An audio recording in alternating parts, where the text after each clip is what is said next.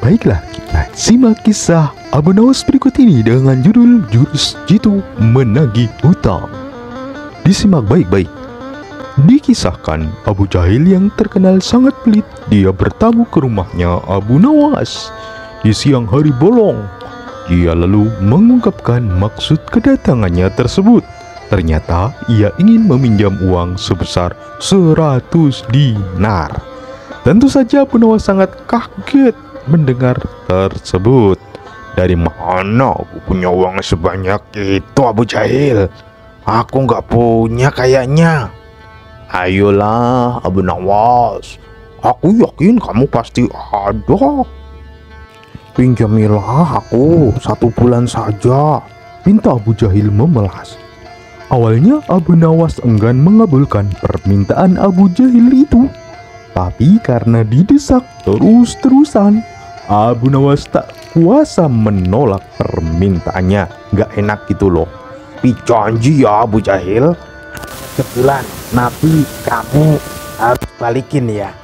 Wanti-wanti Abu Nawas. Tenang saja Abu Nawas, aku janji bulan depan kebun aku nanti insya Allah panen. Pasti aku akan membayarnya. Tenang saja, tak usah khawatir. Singkat cerita pun, setelah sebulan lamanya, Abu Jahil tak kunjung mengembalikan uang pinjamannya. Padahal saat itu kebun milik Abu Jahil hasil panennya banyak dan melimpah ruah, sangat banyak sekali. Wah, payah Abu Jahil. Dia ternyata tidak mau menepati janjinya. Katanya mau bayar hutang sebulan kok belum dibayar-bayar. Karena sedang membutuhkannya, Abu Nawas terpaksa mendatangi rumah Abu Jahil untuk menagih hutangnya. Abu Jahil, mana janji manismu dulu? Katanya dalam sebulan kamu akan mengembalikan uangku. Mana, kapan balikin, Abu Jahil? Abu Jahil berkata, saya belum bisa membayarnya.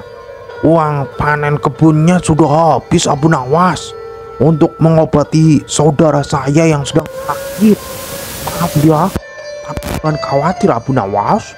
Bulan depan insya Allah nanti pasti akan aku bayar. Tenang saja, gak usah galau dan risau. Walas. Abu Nawas pun sangat kecewa. Ia pun akhirnya pulang tanpa membawa uang sepeser pun.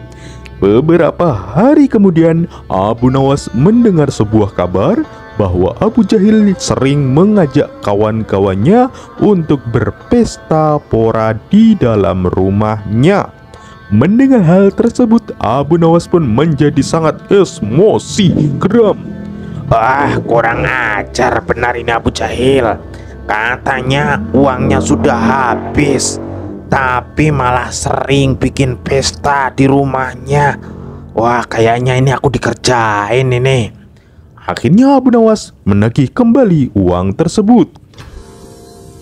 Abu Jahil pasti tidak akan mau membayarnya. Pasti dia beralasan macam-macam. Akhirnya terbesit di benak Abu Jahil untuk mengerjai Abu Jahil.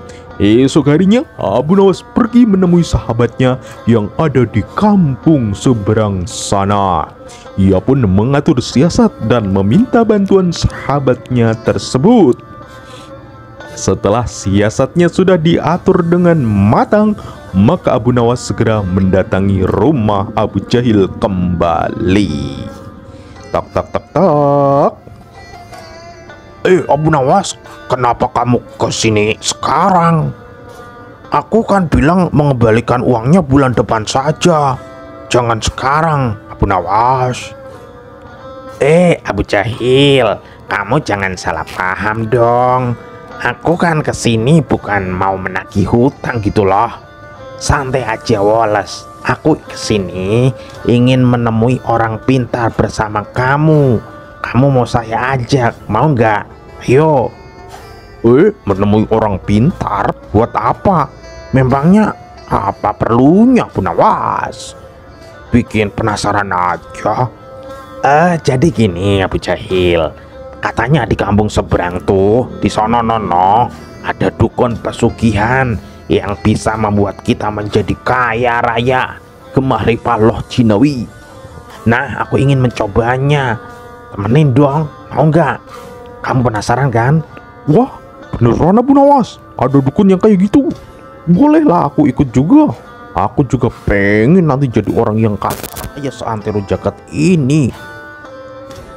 Abu Jahil sangat kegemirangan dan bahagia.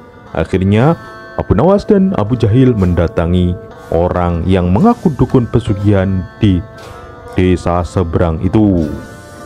Sesampainya di sana ditanya oleh Pak Dukun, Hei, apa keperluan kalian kemari? Abu Nawas kemudian mengungkapkan keinginannya bahwasanya dirinya ingin kaya raya tanpa harus bekerja dan bisa hidup enak foya-foya. Oh, itu gampang sekali. Tapi ada syaratnya tahu.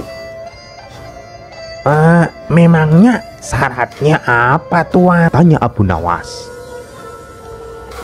Syaratnya harus ada tumbal. Tapi jangan khawatir, tumbalnya tidak harus dari keluarga. Orang lain juga bisa dijadikan tumbal.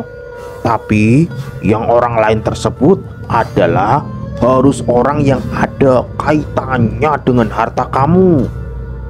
Itu bisa diatur. Maksudnya gimana Tuan Dukun? Aku belum paham, ini maksudnya gimana? Tanya Abu Nawas kembali. Ya, misalnya orang yang mempunyai hutang sama kamu, maka orang tersebut bisa juga dijadikan tumbal meskipun dia bukan anggota keluarga kamu. Gitu. Kamu punya apa enggak? Tapi kalau orang yang tidak mau dijadikan tumbal bagaimana Tuan? Tanya Abu Nawas kembali, bertanya-tanya lagi. Kamu gak usah khawatir. Kamu itu tidak perlu minta izin orang tersebut. Nanti dia akan menjadi tumbal tanpa ia sadari sendiri, dan dia akan mati mengenaskan Abu Nawas, kata sang dukun. Oh begitu. Baiklah Tuan, kalau begitu saya setuju, balas Abu Nawas sambil melirik ke arah Abu Jahil yang sedari tadi merasa ketakutan. Abu Jahil yang merasa gelagat dirinya akan dijadikan tumbal oleh Abu Nawas seketika langsung gemetaran dan takut sekali. Kemudian Abu Nawas diajari mantra-mantra oleh sang dukun tersebut sebagai ritual untuk melaksanakan niatnya. Saat tengah malam, sepulangnya dari rumah sang dukun, di tengah perjalanan tersebut, Abu Nawas berkata kepada Abu Jahil, Abu Jahil, utangmu yang 100 dinar kemarin nggak usah dibalikin ya. Saya sudah ikhlas kayaknya. Mendengar hal itu, Abu Jahil tambah ketakutan dan gemetaran. Ya suudon.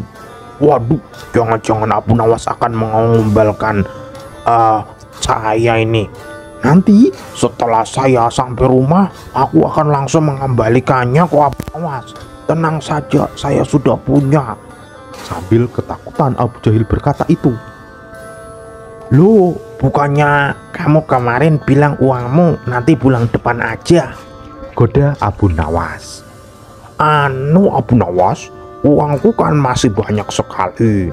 Aku kemarin itu cuman bohong-bohong iseng-iseng aja gitu, ucap Abu Jahil kembali. Akhirnya hari itu juga Abu Jahil langsung mengembalikan semua utang pinjamannya dari Abu Nawas, dibayar lunas las. Ternyata dukun yang didatangi Abu Nawas dan Abu Jahil itu adalah sahabatnya Abu Nawas sendiri, dan sahabatnya itu sengaja mengatur siasat tersebut agar Abu Jahil segera melunasi hutangnya. Benar-benar kasihan Abu Jahil. Iya, kasihan sekali ya Mas Bro, Abu Jahil ya dikerjain ya. Iya Pak Haji, makanya kalau punya hutang, kalau punya kemampuan, harus segera diusahakan untuk dibalikin, dilunasin. Iya Mas Bro, tapi kan namanya keadaan hidup ya, kadang nggak selalu punya, walaupun udah janji ntar tahun depan. Tapi kan kalau belum punya gimana Mas Bro? Ya kalau belum punya kan namanya rezeki yang ngatur adalah Tuhan. Ya kita sebagai manusia harus bertanggung jawab dengan manusia lainnya Pak Haji. Maksudnya ya kita izin dulu bilang maaf, saya belum bisa membayar sesuai dengan janji kemarin.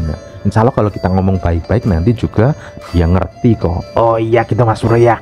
Ya kita nasihat juga untuk diri kita sendiri. Kalau kita yang menghutangi, kalau ada orang lain minta kelonggaran waktu ya supaya dilonggarkan gitu ya. Iya Pak Haji. Ya berdoa supaya jangan diberatkan hutang dalam hidup ini, karena sungguh kasihan.